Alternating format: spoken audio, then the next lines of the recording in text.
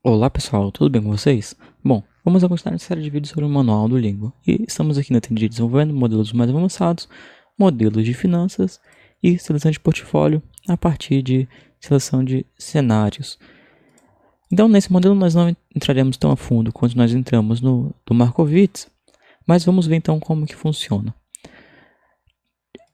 Nesse modelo em específico, nós temos a opção de investir em 3 ativos diferentes, ou seja, 3 empresas diferentes. Só que nós estamos prevendo qual será o retorno para o futuro. Então, nós estamos com 12 cenários para o futuro. Então, imagine, por exemplo, nos exemplos, normalmente existem 3, 5 cenários. Por exemplo, um cenário otimista, um pessimista e um realista, vamos supor. Só que nesse caso ele fez com 12 cenários. Então, por exemplo, um cenário muito bom, um cenário mais ou menos, e aí assim por diante. Então ele chegou um total de 12 cenários. E ele está exigindo um retorno mínimo de 15% da minha carteira. O que eu tenho que fazer é criar um modelo que minimize ou a variância, ou o downside, ou a semivariância. Bom, então nós vamos ver esse modelo aqui de uma maneira bem geral. Então, temos aqui já um modelo dentro dos sets. Nós temos os cenários, que no caso são 12, e ele grava algumas informações, o PRB, o R, o DVU e o DVL. Temos os ativos, que no caso são 3, e aqui nós temos o X, que é justamente o valor que nós devemos investir em cada um desses ativos. Aqui embaixo, nós temos então o cenário com o ativo. Então, nós iremos registrar justamente o retorno esperado de cada um dos ativos para cada um dos cenários. São 12 cenários e 3 ativos. Aqui nós temos a probabilidade justamente de cada um dos cenários acontecer. Para calcular isso, ele simplesmente pegou a probabilidade de 1 e dividiu por 12, que no caso é 0,083333. E aí ele vai e faz alguns cálculos aqui. Nós não vamos entrar tão a fundo nesse modelo aqui, mas então, primeiro, vamos aqui nessas duas restrições. O que ele faz com essas duas restrições é exigir que a média encontrada, o retorno esperado, a média da carteira, seja maior ou igual ao retorno exigido.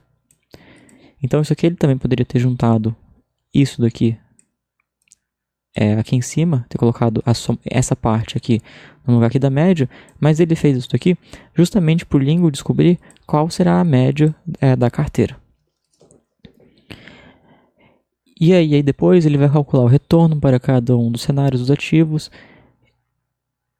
ele vai calcular o desvio de cada um dos ativos, aqui ele define que nós devemos investir todo o dinheiro disponível, e aqui depois ele calcula tanto a variância, semivariância e o downside risco. Não vou entrar a fundo nesses cálculos aqui nesse momento, mas pra gente nós poderemos entender como que ele funciona, mas agora nós vamos focar aqui somente no modelo em si. E aqui depois nós temos nosso objetivo e definimos o que nós queremos minimizar. Queremos minimizar a variância? Tudo bem, escrevemos aqui variância. Queremos minimizar a semivariância? Tudo bem, vemos aqui e digitamos semivariância. Ou se ainda quisermos minimizar o downside risco, vemos aqui e alteramos. Então, você tem que alterar da maneira que você preferir. Então, aqui ele comenta os sites, os atributos, o objetivo, as fórmulas que nós temos. E aqui, na solução, nós temos justamente as 3 soluções. Primeiro para a variância, para a semivariância e o downside risco. Ou seja, minimizando cada um desses itens, quanto é que nós temos que investir em cada um dos ativos. Então, para cada um dos casos aqui de cálculo, nós descobrimos o valor que devemos investir em cada um dos ativos.